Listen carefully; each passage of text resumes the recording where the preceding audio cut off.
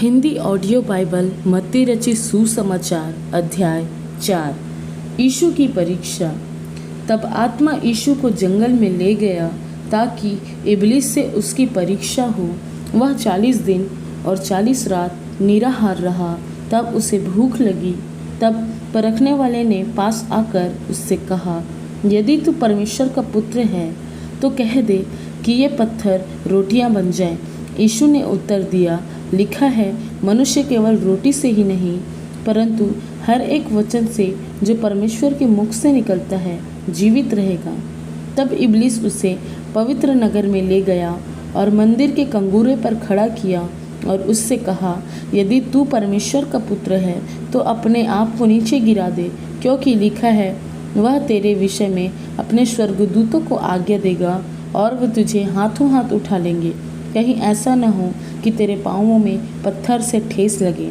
यीशु ने उससे कहा, यह भी लिखा है, तू अपने परमेश्वर की परीक्षा ना करना। फिर इबलीस उसे एक बहुत ऊंचे पहाड़ पर ले गया और सारे जगत के राज्य और उसका वैभव दिखाकर उससे कहा, यदि तू गिरकर मुझे प्रणाम करे तो मैं यह सब कुछ तुझे दे दूंगा। तब यीशु ने कहा, हे शैतान, दूर हो जा, क्योंकि लिखा है, तू प्रभु अपने परमेश्वर को प्रणाम कर और केवल उसी की उपासना कर। तब शैतान उसके पास से चला गया और देखो, स्वर्गदूत आकर उसकी सेवा टहल करने लगे। यीशु के सेवा कार्य का आरंभ। जब उसने यह सुना कि यूहन्ना बंदी बना लिया गया है तो वह गलील को चला गया और वह नासरत को छोड़ कफरनहूम में, जो झील के किनारे जबूलून और नप्ताली के देश में है, जाकर रहने लगा, ताकि जो यशायाह भविष्यद्वक्ता के द्वारा कहा गया था वह पूरा हो। जबूलून और नप्ताली के देश, झील के मार्ग में, यरदन के पार, अन्य जातियों का गली।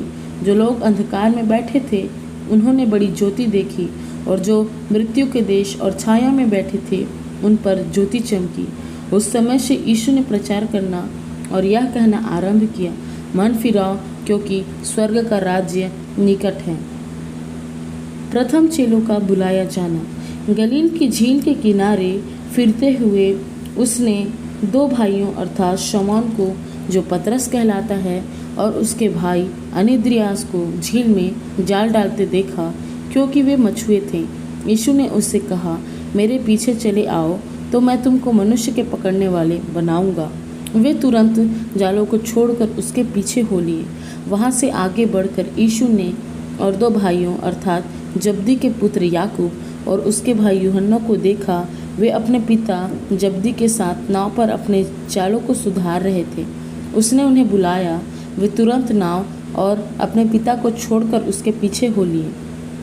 यीशु का रोगियों को चंगा करना।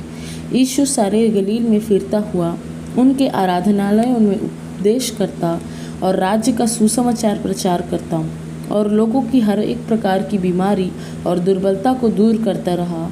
और सारे सीरिया देश में उसका यश फैल गया।